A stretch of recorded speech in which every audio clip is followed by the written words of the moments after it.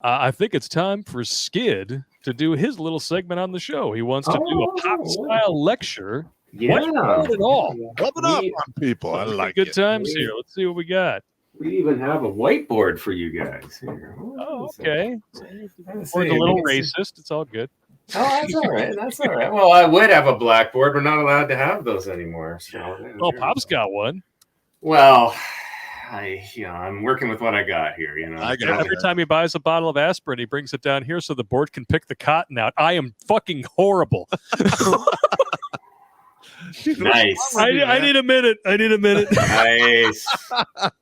That was out of my mouth before I even knew what the fuck I was talking. Nice. Phrasing. I am Nice. terrible. It's okay though, because at least I don't have an 8 head. Or a Klingon head, as it were. Ah! All right, it's bad. It's bad news. All right, we're gonna jump on over. We're gonna highlight the Skidster All right. so he can show us about mental point of origin. Yeah, so to the folks out there, Blake was talking to me ahead of time and said, hey, let's come up with a little segment here about some stuff. And so I picked mental point of origin, just going in line with Pop's way of trying to save the dudes out there and getting the message out to folks and things like that. This is very, very basic Red Pill 101. So we'll go into it and explain what we're talking about and see if we can bring some guys on board here.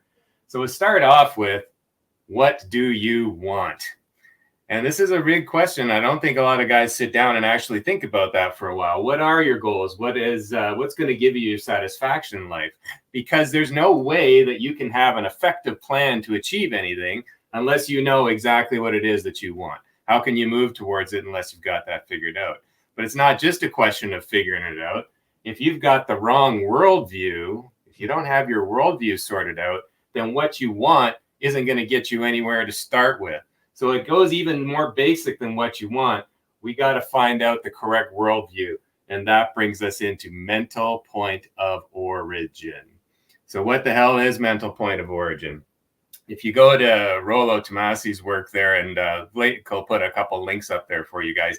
Rollo's got one essay on mental point of origin. The easiest definition of it is it's the first thought you have when you consider any particular part of any relationship. And this doesn't have to be with a woman or anything. This could be like with your job, coworkers, anything like that. When you are relating to anything, what is the first thought that comes to your mind as to how you're going to relate to that? And that is your mental point of origin. So for example, when you're just a kid, as a young kid, your mental point of origin is completely selfish. Okay, is just kids, as you see 2-year-old kids run around, mine, they want their stuff. And so what we got to do is we got to teach them to share and to cooperate with the other kids in kindergarten. Otherwise, you have a bunch of antisocial rascals. So you're brought up that way to start extending out your mental point of origin to think of other people. But the problem starts coming in our culture as a man is you are taught as you grow up to put others ahead of yourself. Now, who are the others? Okay, your boss, co-workers, wife/girlfriend, neighbors, society in general, and especially in the military, this is a big deal. You're always taught to think of others. Now, that's not necessarily a bad thing when you're talking about a few guys in a section or a platoon. Those are the guys that you absolutely depend on, and for sure, you should have them as part of your mental point of origin. But it starts to break down when you get bigger. So for example, institutions, if you think, oh, I should be thinking of the institution before myself, that's not going to work. Mm-hmm. Institutions are by definition psychopathic because they can't feel anything. If you make an institution work for you somehow, it's not the institution, it's somebody representing it that you've gotten somehow to have some kind of relationship with. Institutions cannot possibly reciprocate to help you out. So why would you put them ahead of yourself and your mental point of origin? Well, we talk about... I'm just thinking, and why would you trust them when they say, I'm from the government and I'm here to help? Well, and this just goes to the stories that you were just telling about, first of all, the guy who's trying to return his kid. And then secondly, this crazy vaccine stuff. Yeah. Anyway, where it also breaks down is like takers. We're all familiar with the Blue Falcons and just people who are antisocial. So you can't just go ahead and put everybody ahead of yourself, because some people are by definition just can't reciprocate anyway. And then the other, I hope you can see it here, is women. And so let me break that down. It's not necessarily a bad thing. It's not a dig, but let me just explain a little bit of Evo psych to you. All right.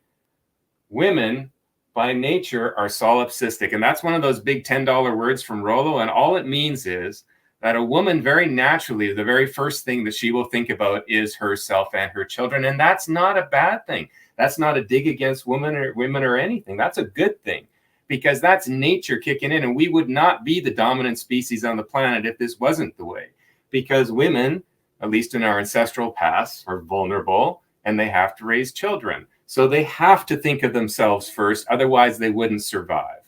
Now, here's where the problem comes in. If we go into our new culture here, it takes that basic need from nature, which is good, but then industrializes it and turns it against itself. So we get this you go girlism, and we get this never ever please a man stuff. What it means is no woman will ever have you as her mental point of origin. She's always going to be her own mental point of origin. So if you don't make yourself your mental point of origin in that relationship, you will lose. Okay? So let's just recap for a second. What does that mean?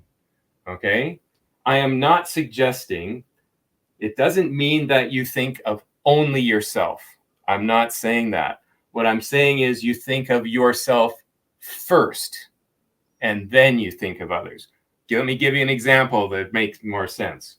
Let's take the airplane mask example. You're in an airplane. Yeah. Depressurizes, the masks come down.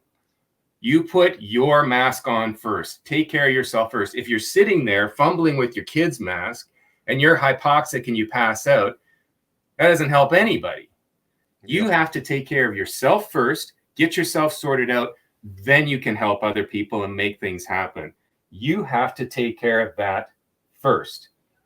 Now, as a man, especially, and your buddy there, you had that at the beginning, the guy who was getting the GoFundMe for the freezing cold weather and stuff. Uh-huh. No one will put you first, ever. Only you. So you better be thinking of you first, because you're the only one who's going to be doing it. Jack Donovan had a great saying. He said, "Don't be a good man, be good at being a man." Okay? Sort yourself out in terms of where you're starting from. Now, I will address right away then these guys who say happy wife, happy life. Oh, God. That is the incorrect mental point of that problem there comes from an incorrect mental point of origin. If you're saying happy wife, happy life, you're putting her first instead of you first. And that's going to have two problems. First of all, you will never have your needs met, period, because no one cares about them. She doesn't, and you don't. Secondly, is it'll make for contempt, because you are going to appear weak by constantly doing these things for her, and there's nothing turns off women more than weakness, and she will actually have contempt for you. If you want to build a strong relationship, take care of yourself first, stand up for yourself, and when you have yourself sorted out, then you can extend your care to others. If you don't do that first, no one will respect you, especially her. Okay, so let's kind of recap again. Now that we understand how to make ourselves our mental point of origin, we start with thinking of ourselves first. You can go back up here and go, okay, what is it that I want then? Because now I'm coming at it from where I want to be. Okay. Now, how do you go about this? Got a couple of suggestions for you. And again, if Blake could put the references in the chat there. There's this one book called How I Found Freedom in an Unfree World by this guy named Harry Brown. That's a pretty old book, I think published in the 70s or early 80s. Outstanding, very clear, concise book about how to make yourself your own mental point of origin. Just as an example, There's a lot of stuff in that book, but just as an example, one thing he describes is how if you really want something, sit there, figure out what you want, like we've been talking about, figure out what it's going to cost, not just in the tangibles, but in the intangibles, because sometimes things cost emotionally, sometimes things cost in ways that you can't measure with money. Figure out all those costs, and if you are willing to pay those costs, then go do it. Don't worry about what other people are thinking. Don't worry about anything else. If you have figured out what you want and you're willing to pay the cost, go do it. That's just part of what you find in that book.